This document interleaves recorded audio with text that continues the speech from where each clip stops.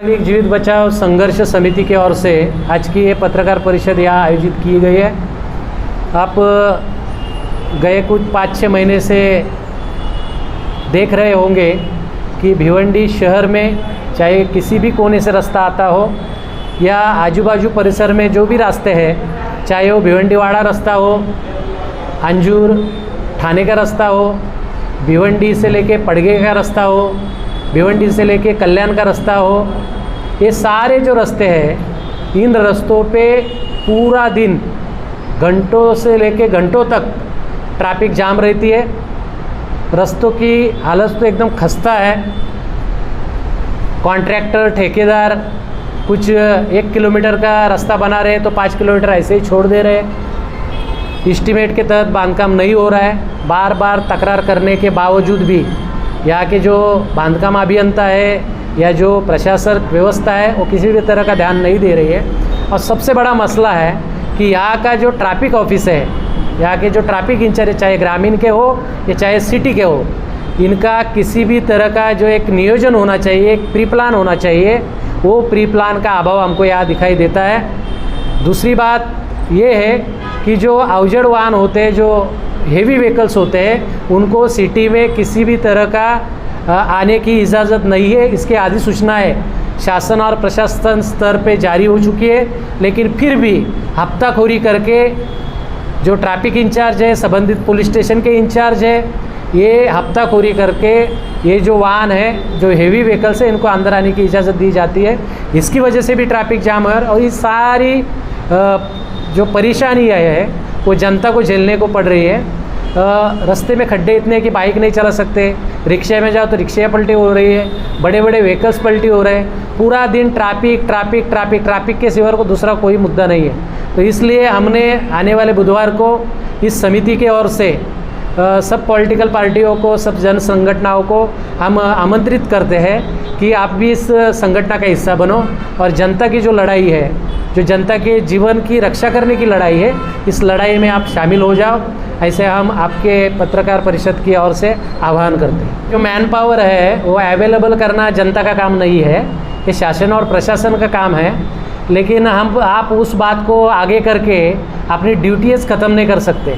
आप देखोगे कि जो एग्जैक्ट स्पॉट है जहाँ ट्रैफिक होती है, अभी मेरे को अविनाश पाटिल गुरुजी बता रहे थे कि जो दामनकर नाका पे अंजूर फाटा के आगे जो कैमरे लगे थे स्कूलों में बाहर, वो कैमरे पुलिस ने निकाल दिए। वहाँ ट्रैफिक नहीं होती, जहाँ कैमरे नहीं वहाँ ट्रैफिक हो रही है। जानबूझ के पैसा लेके हफ्ताखोरी करते ट्रैफिक हवलदार और उनके जो कौन फ्रेंड है, ट्रैफिक फ्रेंड बोलते हैं उसको, ये सारे दलाल इन्होंने खड़े किए हैं। बहुत करोड़ रुपए की, लाखों रुपए की महीने में, दिन में हफ्ताखोरी चालू है और उसी की बदौलत ये ट्रैफिक का मसला और मजबूत होते जा रहा है और तकलीफदायक होते जा रहा है। और रास्ते में उसके लिए कारणीभूत है महानगर पालिका खड्डे नहीं भर रही है, वहाँ PWD खड्डे नहीं भर रही है, रास्ते का मरम्मत नहीं कर रही है। सारी जो वजह है तो मैन पावर नहीं है, ये खाली मेन मसले को डाइवर्ट करने के लिए बताया जा रहा है, ये कोई मसला नहीं है। देखो आजकल के रास्ते जो है ना वो आम जनता के मरने के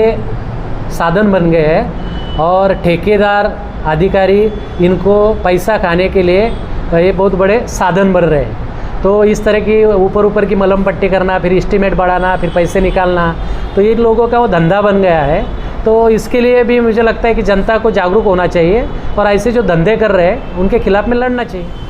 अभी भाई साहब ने एक सवाल पूछा था अपने पत्रकार बंधु ने कि एक APJ अब्दुल कलाम ब्रिज के ऊपर एक कुछ मास्टिक डांबर वगैरह डाल के रास्ते का मरम्मत किया था, कुछ महीने चला, उसके बाद उखड़ गया।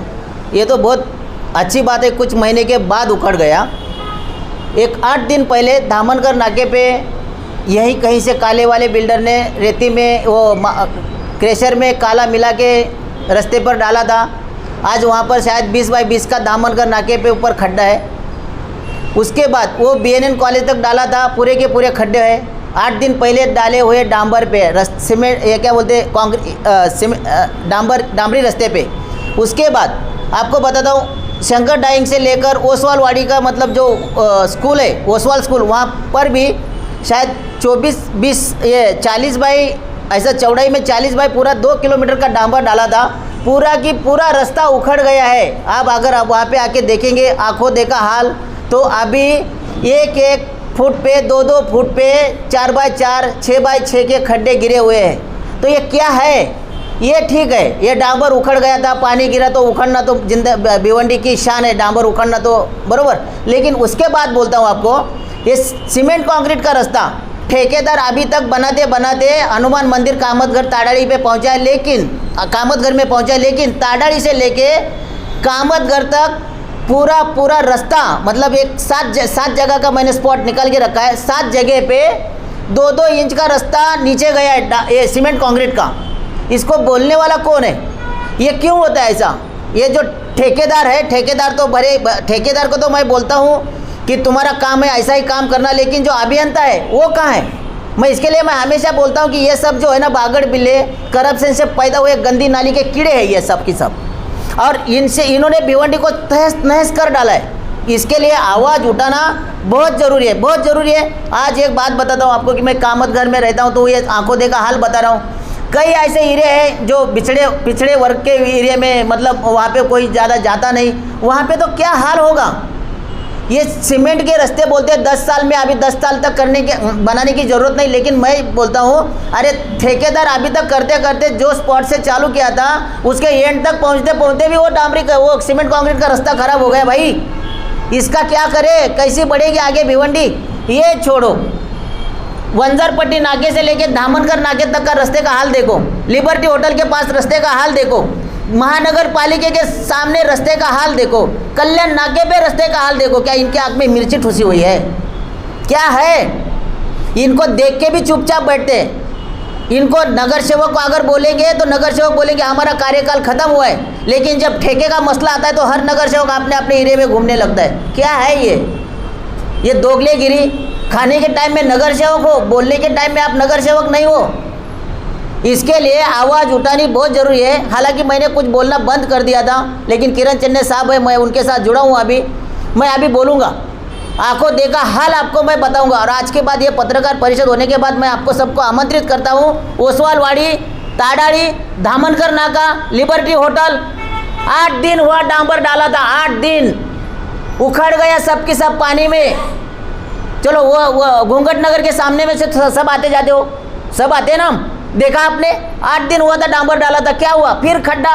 8 दिन में ही खड्डा अगर डांबर का गिरता है तो भिवंडी क्यों नहीं बर्बाद होगी? और भिवंडी के ऊपर आज 600-700 करोड़ का जो लोन है वो कहाँ से भरेंगे? कैसा होगा? मैं भिवंडी छोड़ के तो हम नहीं भाग सकते। क्यों भागेंगे भाई? जिस थाली में खाया हम उसको छोड़ के तो नहीं भागने वाले। उसके लिए लड़ना हमारा काम है, मेरा भी काम है, नहीं तो मैं भी थाने में शिफ्ट हो सकता हूँ। हालांकि यहाँ के 10-15 नगर सेवक लोड़ा में रहते हैं, और क्या बोलते हैं उसको, बड़े बड़े टावर में रहते हैं थाने में, उनकी फैमिली वहाँ रहती है, और यहाँ पर आके ये कॉरपोरेशन में नगर सेवक का बिजनेस करते हैं। ये हाल है भिवंडी का। आप जितने भी जाने माने बागड़ बिल्ले देखेंगे जो 5-5 बार छूट के आए हैं, वो एक भी भिवंडी शहर में रहता नहीं, एक भी भिवंडी शहर में रहता नहीं। आमदार का जो काम है वो आमदार पूरी तरह से निभा नहीं रहा है। हालांकि नगर सेवक, चलो तुम्हारी पावर लैप्स हो गई है, आमदार की पावर तो जिंदा है। आमदार भी शहर के बारे में है ना। आमदार हमारे पूर्व और पश्चिम आमदार इसके लिए बनाए गए थे ताकि ये शहर का बंटवारा होके विकास हो जाए। किसका विकास हो गया? इसके लिए मैं बोलता हूँ कि हमने जो आंदोलन का लिया है उसके लिए समर्थन है हमारा किरण चन्ने साहब को।